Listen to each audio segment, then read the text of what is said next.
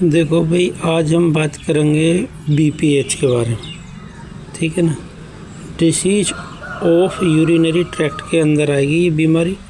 ये DMLT second year का topic है, वो भी पेपर फर्स्ट का। देख लो एक बार पेपर, हाँ जी, पेपर फर्स्ट में आने वाला टॉपिक है। पर Uttar Pradesh state medical faculty की वेबसाइट पर जितने भी डिप्लोमा दे रखे हैं 30-35, उनमें से कम से कम 15-20 डिप्लोमा ऐसे हैं जिसमें ये टॉपिक पढ़ाया जाता है। तो ये इसका मतलब सभी लोग इसको पढ़ रहे हैं। इसकी फुल फॉर्म बताते हैं। इसका नाम है बेनाइन प्रोस्टेटिक हाइपरप्लासिया, मतलब जो प्रोस्टेट होती है उसका इसमें बढ़ जाना, ठीक। अब इसी को हम पढ़ते हैं आगे क्या क्या है इसमें। सबसे पहले डेफिनेशन देखने थे। नॉन कैंसरस मतलब कैंसर नहीं है। बी को मतलब बेनाइन में बता रहा हूँ, BENIGN spelling. Prostate PROSTATE prostate hyperplasia की जानते हो, HYPERPLASIA, ठीक। तो स्पेलिंग याद कर लो, इसमें लिखी नहीं है मैंने, तो ये मेरी गलती मान लो, कुछ भी समझ लो।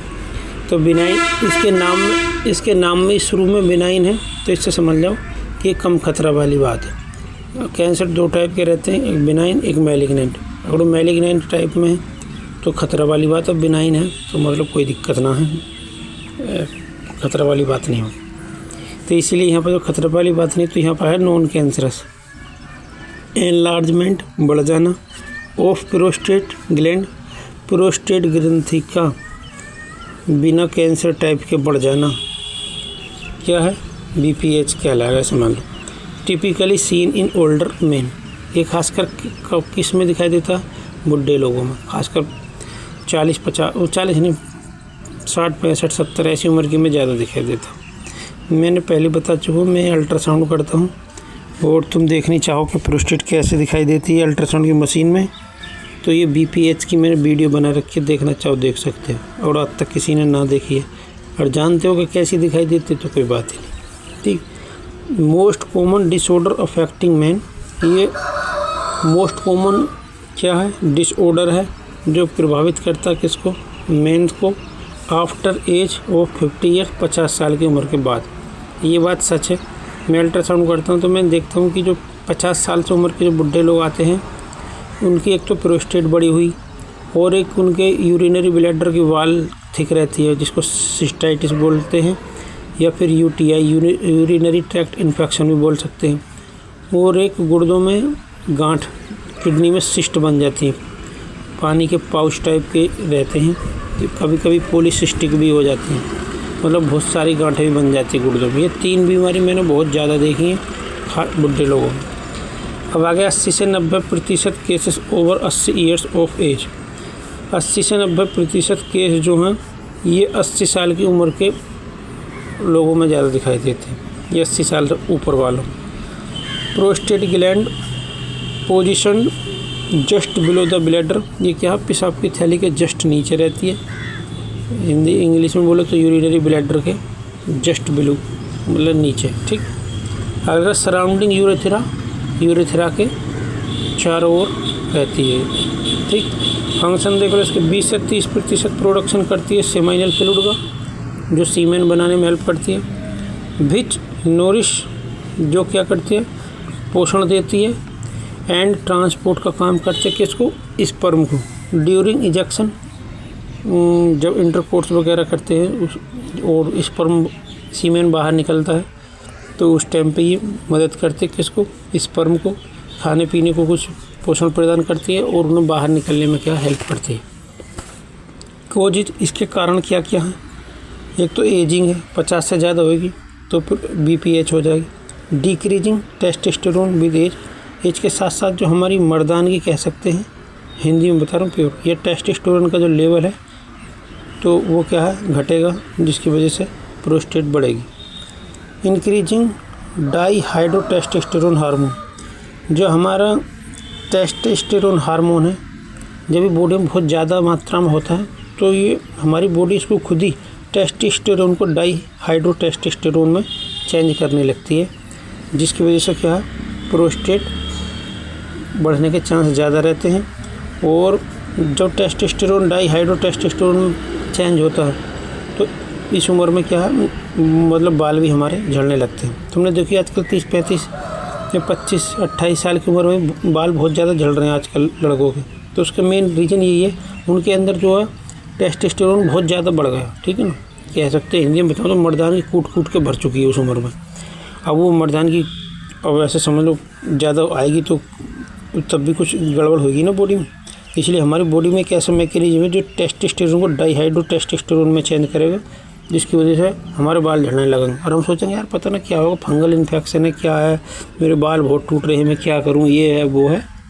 फिर हम ये चीज़ के दिमाग लगाते हैं। हालांकि फंगल इन्फेक्शन की वजह से बाल झड़ते हैं, पर मेन रीज़न जो है इंडिया में यही है कि टेस्टोस्टेरोन डाईहाइड्रोटेस्टोस्टेरोन में चेंज हो जाता है। स्मोकिंग की वजह से, केमिकल रेडिएशन की वजह से भी क्या है, ये बाल हम प्रोस्टेट बढ़ सकते हैं।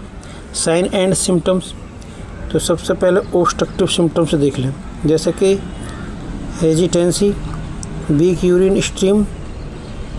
इसका मतलब लक्षण क्या क्या दिखाई देंगे। हेजिटेंसी का मतलब पता नहीं यार क्या होता है मेरे को। वीक यूरिन स्ट्रीम का मतलब जब हम सूसू करते हैं उसकी जो धार रहती है वो कम पावर की रहेगी। एक तो रहती है जैसे मान लो प्रोस्टेट तुम्हारी नहीं बढ़े तो तुम सूसू करोगे तो अगर तुम फोर्सफुली करोगे तो बहुत तेज़ धार तुम्हारी यूरिन की स्ट्रीम की बन सकती है। और जी अगर प्रोस्टेट बढ़ी है तो धार तुम्हारी बनने की नहीं हो सकता है सूसू खड़े होकर तुम करोगे तो अगर जाएगी तुम्हारी 3 फीट दूर, तो हो सकता है तुम्हारे पैरों में तुम्हारी यूरिन की जो है स्ट्रीम या धार कह लो या धारा कह लो, तो तुम्हारे पैरों के पास ही गिर जाएगी। इंटरमिटेंसी, इसका मतलब पता नहीं भी क्या है। इनकम्प्लीट वॉइडिंग का मतलब है कि सूसू करके आओगे तो पूरी तरीके से क्या है, पेशाब की थैली खाली नहीं होने की, उसमें थोड़ा बहुत यूरिन रह जाएगा, हो सकता है आधा भी रह जाएगा, ठीक। ड्रिबलिंग का मतलब भी मेरे को नहीं पता कि क्या। इरिटेट सिम्टम, ये तो होगा ऑब्स्ट्रक्टिव सिम्टम, जिसकी वजह से पेशाब रुकी सी महसूस होती है। इरिटेट सिम्टम मतलब जलन दर्द वगैरह को जैसे फ्रीक्वेंसी बार बार आ सकती है, नोकचूरिया, नाइट में पेशाब बार बार आती है। अर्जेंसी, अचानक पेशाब लगी आएगी। डिसयूरिया पता ना क्या है यार, मेरे को खुद ना पता, मैं वैसा आदमी नहीं हूँ यार, जिस बारे में मेरे को नहीं पता मैं डायरेक्ट बता देता हूँ, ठीक है ना। कभी तुम्हें गलत बताऊँ उससे कोई फ़ायदा है नहीं। डायग्नोस्टिक टेस्ट के बारे में देखें तो डिजिटल रेक्टल एग्जाम, मतलब कि जहाँ से हमारी पोटी पास होती है उसमें कोई कैमरा वगैरह डाल कर देखेंगे तब उसकी प्रोस्टेट को उधर से देख सकते हैं कुछ हद तक। यूरिन एनालिसिस, सूसू की जांच करवाएंगे, रूटीन एंड माइक्रोस्कोपी जो भी करानी। प्रोस्टेट स्पेसिफिक एंटीजन, जिसको सीरम पीएसए बोलते हैं, सीरम से जांच होती है, इसको पीएसए या सीरम पीएसए बोलते हैं। प्रोस्टेट स्पेसिफिक एंटीजन की जांच कराते हैं इसमें और कंफर्म हो जाता है कि प्रोस्टेट कितनी बड़ी है। अगर प्रोस्टेट की एंटीजन बहुत ज़्यादा आ रहे हैं उसमें बढ़ के, तो इसका मतलब तुम्हारी प्रोस्टेट काफ़ी बढ़ चुकी है। आगे यूरोफ्लोमेट्री का मतलब वही है सूसू की, इसमें शायद वो देखते हैं फ्लो, ठीक है ना, जो मैंने बताई थी कि सूसू की तुम्हारी की धार या यूरिन की जो स्ट्रीम है वो कितनी तेज़ स्पीड से निकल रही है, कितनी धीरे निकल रही है, ये रहती है। और इसमें अल्ट्रासाउंड में वो भी देखेंगे, सूसू कराने से पहले ब्लैडर देखेंगे उसमें कितनी सूसू भरी वो चेक करेंगे, फिर सूसू कराने के बाद में मरीज़ के दोबारा से अल्ट्रासाउंड करेंगे कि उसके अंदर पूरी तरीके से खाली हो गई है पेशाब की थैली या नहीं हुई है, ठीक। मैं बहुत से वर्ड ज़्यादातर हिंदी में बिल्कुल प्रॉपर यूज करता हूँ। इसका यूरिनरी ब्लैडर को मैं पेशाब की थैली बोल रहा हूँ, चाहूँ तो यूवी भी बोल सकता हूँ, पर मैं बोल देता हूँ, मतलब समझो जैसे भी समझ सकते, कोई दिक्कत नहीं। ट्रांसरेक्टल यूएसजी, वही पोटी के रास्ते से अल्ट्रासाउंड भी करके देख सकते हैं प्रोस्टेट को, और प्रोस्टेट की बायोप्सी भी करा सकते हैं, ठीक। अब आ जाओ इसके ट्रीटमेंट के बारे में। ट्रीटमेंट में क्या क्या, reducing fluid intake in the evening, शाम के समय क्या पानी कम पियो, ठीक है ना, ताकि रात को आपको बार बार जो है सूसू के लिए जाना ना पड़े। वैसे तो मैं भी रात में 5-6 बार जाता हूँ, हालांकि मेरी प्रोस्टेट नहीं बढ़ी है, ऊपर वाले की दुआ से। अल्फ़ा ब्लॉकर अल्फ़ा ब्लॉकर, देखो ये अल्फ़ा जो है रिसेप्टर के नाम है, ठीक है ना। रिसेप्टर अब डी फार्मा का टॉपिक है, ये मैं अभी नहीं बता सकती, लंबी कहानी पड़ जाएगी। अल्फ़ा ब्लॉकर का मतलब जो अल्फ़ा रिसेप्टर पर काम करेगी वैसी दवाई देंगे, जैसे कि टैमसुलोसिन, टेराजोसिन, डॉक्साजोसिन, ठीक, ये दवाई दो। 5 अल्फ़ा रिडक्टेज इनहिबिटर, इनहिबिटर को मतलब रोकने वाली, 5 अल्फ़ा रिडक्टेज को जो मेडिसिन रोक सकें वो दवाई भी देंगे, जैसे कि फिनास्टेराइड, डोटास्टेराइड, ये 2 टैबलेट हैं 5 अल्फ़ा रिड्यूस इनहिबिटर पर काम करने वाली। Transurethral resection of prostate, जिसको बोलते हैं TURP, TURP का मतलब प्रोस्टेट का ऑपरेशन बोल लो, ठीक है ना।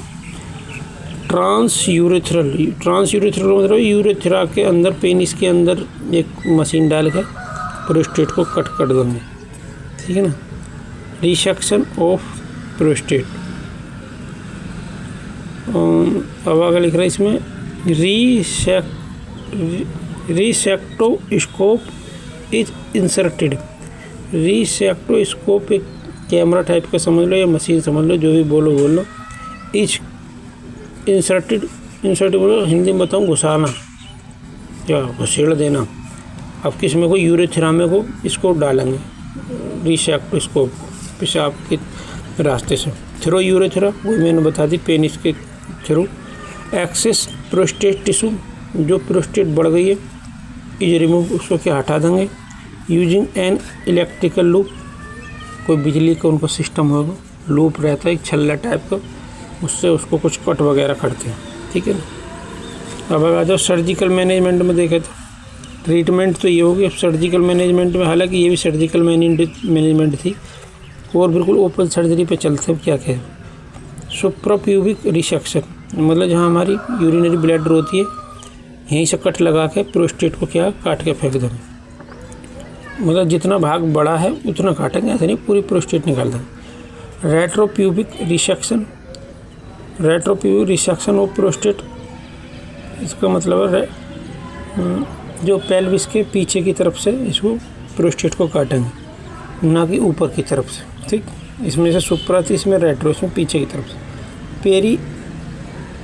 पेरिनियल रिसेक्शन ऑफ प्रोस्टेट, तो ये पेरिनियल रिसेक्शन, इसके बारे में तो मेरे को भी नहीं पता कैसे करते हैं। ये ट्रांस यूरेथ्रल निडिल अब्लेशन, इसमें है निडिल इंसर्टेड इन प्रोस्टेट, इसमें निडिल में प्रोस्टेट इंसर्ट की जाती है।